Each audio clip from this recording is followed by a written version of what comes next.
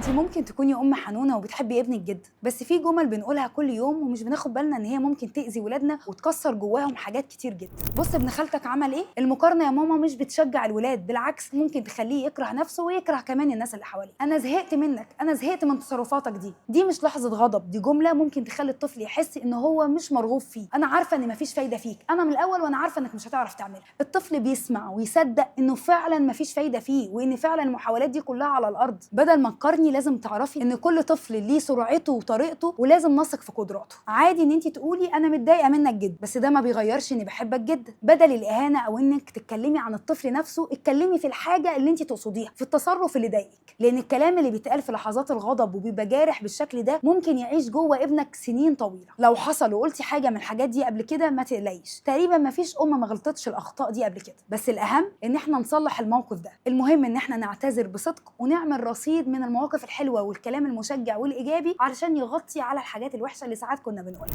لو حابب تتعلم تعديل سلوك وتدخل المجال كاخصائي تعديل سلوك، عملت لك كورس مجاني تقدر تتعلم منه اساسيات تعديل السلوك وبسهوله. سجل من خلال اللينك في الكومنت.